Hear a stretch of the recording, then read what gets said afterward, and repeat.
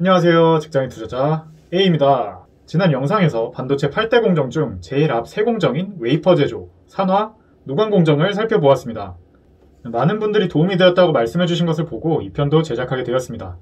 댓글 달아주신 구독자분들 모두 감사합니다. 제가 채널을 운영하는데 매우 큰 보람이 됩니다. 도움이 되셨다면 주변 분들께 추천 및 영상 공유도 많이 부탁드리고요. 다음 편이 언제 나오냐는 댓글들이 있었었는데요. 그래서 여기 나왔습니다. 이렇게 만들어놨는데 혹시 이 편은 안 보시는 거 아니죠? 자, 오늘은 전공정의 나머지 두 공정인 식각과 방막 공정을 다뤄보려고 합니다. 지체할 시간이 없습니다. 바로 시작하겠습니다. 식각 공정은 노광 공정에서 현상 과정을 거친 후 감광액이 안 발린 부분에 산화막까지 제거해내는 공정입니다. 왼편의 그림을 보시면 실리콘 웨이퍼 위에 산화막층이 있고 그 위에 ASML 글자대로 감광제가 붙어있죠. 식각 공정을 통해 감광제에 맞게 산화막도 제거해줍니다. 식각 공정에도 습식과 건식 두 가지 방식이 존재합니다. 오른편의 표를 보시면 습식은 용액을 사용하는 것이고 건식은 가스를 사용함을 알 수 있죠. 이때 액체를 에천트, 식각액이라고 하고 가스를 에칭가스 또는 식각가스라고 합니다. 습식은 저비용이고 빠르지만 감광제 하부가 일부 식각되어 버리는 단점이 있습니다. 반면 건식은 정확도가 높아 미세 패터닝이 가능하지만 고비용이고 속도가 느리죠. 지금은 건식 식각이 일반적이라고 합니다. 식각액, 즉 에천트는 불산계 식각액과 인산계 식각액 두 가지 종류가 있고 둘은 쓰이는 용도가 다릅니다. 불산계는 저련막인 실리콘 옥사이드를 식각하는 데 쓰이고 디램 공정에 사용되고요. 인산계는 저련막인 실리콘 나이트라이드를 식각하는 데 쓰이며 디램과 낸드 모두에 사용됩니다. 아래 그림처럼 앞선 산화 공정에서 저련막을 형성할 때 산화막 사이에 질화막을 함께 배치해서 일부러 두껍게 하기도 하거든요. 인산계 식각액과 관련하여 최근 몇 년간 트렌드는 V낸드 적층 단수 상승에 따른 에천트 효율 중요성 부각입니다. V낸드의 용량을 높이기 위해 적층 단수를 높이고 있는데요. 인산 자체는 매우 끈적끈적한 물질이라 에칭하는 과정에서 반도체 적층의 하단부까지 가지 못하고 굳을 수 있는 문제가 있습니다. 그런데 효율이 좋은 고선택비 인산은 한 번에 흘러내려 에칭이 되기 때문에 생산의 효율성을 높여주는 결정적인 역할을 하죠. 국내에서 이 고선택비 인산계 식각액을 삼성전자에 거의 독점적으로 공급하고 있는 업체가 솔브레인입니다. 솔브레인 라사라는 자회사를 통해 사업을 하고 있죠. 식각가스, 즉 에칭가스로는 불화수소가 사용됩니다. 일본의 스텔라, 모리타 등 기업이 세계 수요의 70% 이상을 생산해왔고요. 그 이유는 반도체 공정용으로는 순도 99.999% 이상의 고순도 불화수소만이 쓰일 수 있기 때문입니다. 우리나라 기업들도 불화수소를 생산은 했지만 97% 정도의 저순도 불화수소였기 때문에 반도체용 시장은 사실상 거의 다 수입에 의존하고 있었다라고 보시면 됩니다. 따라서 2019년 7월 소재 국산화 이슈가 발생했던 소재 중 하나이기도 했죠. 이에 솔브레인은 20년 불화수소 최고 수준인 12나인 불화수소의 대량 생산 및 양산 체제를 갖춘 바 있고 SK머티리얼즈는 99.999%의 불화수소 양산을 준비하기 위해 경북 영주에 생산시설을 건설한 바 있습니다. 23년까지 국산화율을 70%까지 끌어올릴 계획이라고 하네요. SK증권에서 정리한 식각 관련 소재 기업들 리스트를 볼게요. 에천트의 해외 기업으로는 바스프, 후지필름이 있다고 나오고 국내 기업은 솔브레인, 동진세미캠, 네페스, ENF 테크놀로지가 있죠.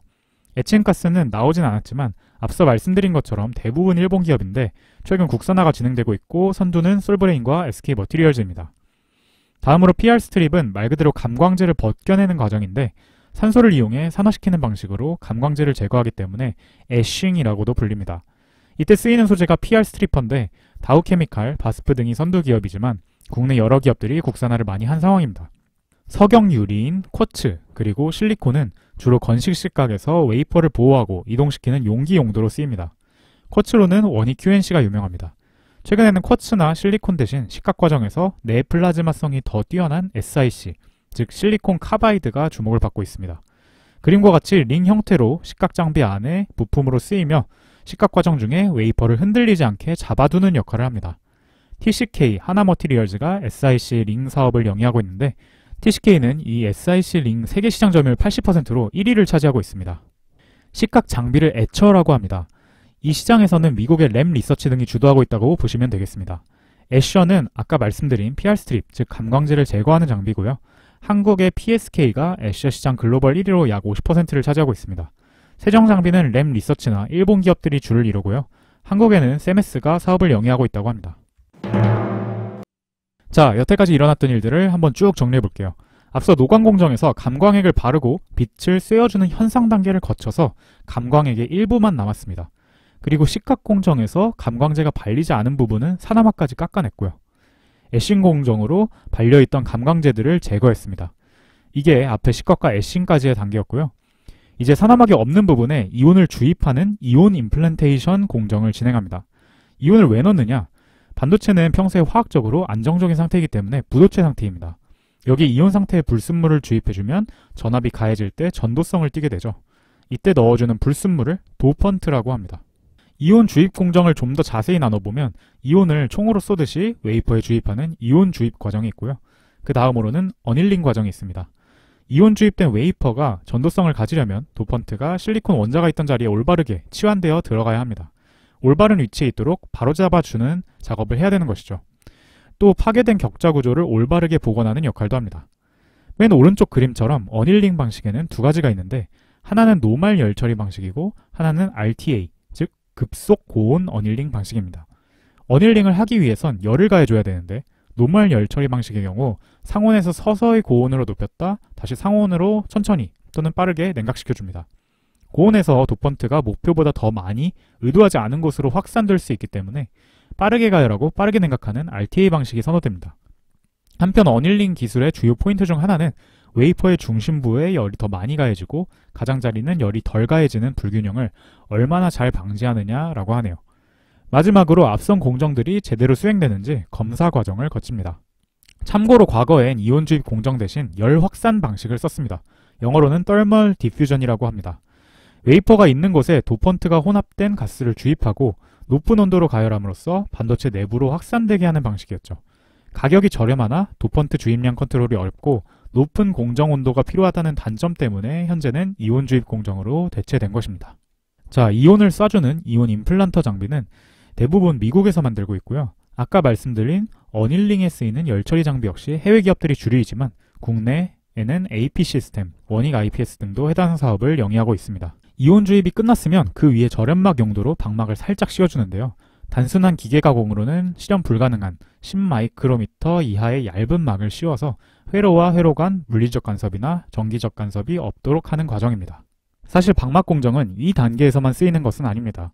반도체라는 것이 계속해서 얇은 막을 쌓고, 깎고, 씻고를 반복하며 만들어지는 것이기 때문에 다른 여러 단계에서 방막 증착 기술이 쓰입니다. 따라서 여기에서는 방막 증착 방법에는 어떤 것들이 있고 각 방법의 특징은 무엇인지를 중점적으로 살펴보도록 하겠습니다. 증착에선 막을 얇고 균일하게 만드는 게 중요한 포인트고요. 반도체 성능에 영향을 미치므로 굉장히 중요한 과정입니다. 크게 PVD, 물리적 증기 증착과 CVD, 화학적 증기 증착 방식이 있습니다. 물리적 증기 증착은 말 그대로 증착될 기체가 웨이퍼 표면에 닿았을 때 기체에서 고체로 물리적 변화를 하기 때문에 그렇게 부르고요. 화학적 증기 증착은 기체가 웨이퍼 표면에 닿을 때 화학적 반응을 일으키며 흡착과 확산을 하기 때문에 그렇게 부릅니다. CVD가 표면 접착력이 우수하고 대부분 표면에 적용 가능하는 등 활용도가 높기 때문에 더 많이 쓰이고 있고요. CVD 방식에는 다시 열에너지 방식, 플라즈마 에너지 방식, 그리고 기타 ALD 방식이 있는데 최근에는 ALD 방식이 많이 쓰이는 추세입니다. 왜냐하면 화학 반응이 일어나는 챔버 내의 기압이 낮을수록 더 얇으면서 밀도 높은 막을 만들 수 있는데 ALD 방식이 다른 CVD 방식들에 비해 기압을 훨씬 더 낮출 수 있기 때문이죠. 정리하면 다음과 같습니다. PVD는 저온 공정이 가능하고 안정적이지만 접합성이 좋지 못하고요. CVD는 도포성이 우수하지만 고온 공정을 수행해야 하며 방막 두께 조절이 어렵습니다. 반면 ALD는 방막 두께 조절은 쉬워서 얇은 막을 형성하는 데 용이하나 이 방식 자체가 반응에 사용되는 물질을 공급하고 여분을 제거하고 또 다른 물질을 공급하고 여분을 제거하고 하는 방식을 반복하면서 원자층의 두께로 차근차근 쌓아 올리는 방식이니만큼 방막 성장 속도가 느리다는 단점이 있습니다. 정리하면 필요한 공정에 필요한 방식을 쓰는 것이 중요하다고 할 수 있겠습니다. 증착의 경우 특수가스 분야에서 프랑스의 에어프로덕츠, 한국의 SK머티리얼즈, 솔브레인 등의 기업이 사업을 영위하고 있습니다. 방막 증착 장비 시장에서는 어플라이드 머티리얼스, 텔이라고 하는 도쿄 일렉트론, 그리고 램 리서치, 히타치, 원익 IPS 등이 주요 플레이어고요. 공정 종류에 따라 다양한 업체들이 활약하고 있습니다. 최근 중요성이 부각되고 있는 ALD 장비 업체로는 주성 엔지니어링, 원익 IPS, 유진테크, 테스, DNF가 있네요. 다음은 CMP 공정입니다. 단어 그대로 화학적, 물리적 방법으로 방막을 평탄화해주는 공정입니다. 그림을 보시면 CMP 패드가 있는데요. 이 패드는 폴리우레탄 재질로 플라톤 위에서 계속 돌아가고 있고요. 이 패드 위에 연마용 화학액과 연마 입자가 포함된 액체인 슬러리를 계속 흘려줍니다. 그렇게 슬러리가 뿌려진 상태로 돌아가고 있는 패드 위에 웨이퍼를 거꾸로 놓고 아래로 눌러주면 슬러리와 물리적, 화학적 작용을 하면서 연마가 되는 것이죠. CMP 패드는 미국의 다우나 독일의 바스프가 생산하고 있고, CMP 슬러리는 미국 기업들이 많지만 우리나라의 동진세미캠, 솔브레인, KC텍, 동호하인캠도 생산하고 있습니다. CMP 장비 기업으로는 한국에선 KC텍, 세메스 등이 있네요. 자, 앞선 공정들로 회로도 다 그렸고, 이온주입으로 전압이 가해지면 전기가 통하게끔 만들었고, CMP로 선을 깔기 좋게끔 막 표면을 평탄화시키기까지 했습니다. 이제 회로 패턴에 따라 금속선을 이어줘서 외부에서 들어오는 전기 신호가 잘 전달되도록 만들어줘야겠죠. 이렇게 금속 배선을 하면 전공정은 끝이 나게 됩니다. 금속선으로 쓰이려면 왼쪽과 같이 여러 조건을 만족시켜야 하는데, 읽어보면 다 당연한 내용입니다. 결론적으로는 대표적으로 가장 많이 쓰이는 건 알루미늄이고요. 부착성과 가공성이 뛰어나기 때문입니다. 그 외에 티타늄과 텅스텐도 쓰이고 있습니다. 웨이퍼 위에 도펀트가 주입되어 있고, 그 위에 실리콘 다이옥사이드 산화막이 있었죠. 그 위에 알루미늄 금속선을 배선해야 되는데요. 참고로 알루미늄은 실리콘과 섞이는 성질이 있기 때문에 이 계면이 파괴될 수 있습니다. 따라서 그러한 파괴를 방지하기 위해 베리어 메탈을 깔아줍니다. 금속 배선도 역시 증착을 이용하는데 경우에 따라 PVD나 CVD 모두 쓰이곤 합니다. 배선 소재는 독일의 바스프가 대표적이고요. 장비는 미국의 AMAT, 일본의 텔 같은 기업들이 대표적입니다.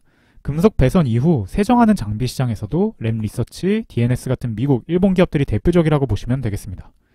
자, 이렇게 지난 영상에 이어서 8대 공정 중 전공정을 모두 살펴봤는데요. 아니 그래서 후공정은 어디 있냐고요? 부득이하게 영상 길이상 다음 편으로 제작합니다. 요즘 시즌3가 대세잖아요. 금방 나옵니다. 지금 만들고 있어요. 오늘 영상도 끝까지 시청해주셔서 감사하고요. 저는 다음 영상에서 뵙겠습니다. 직장인 투자자 A였습니다.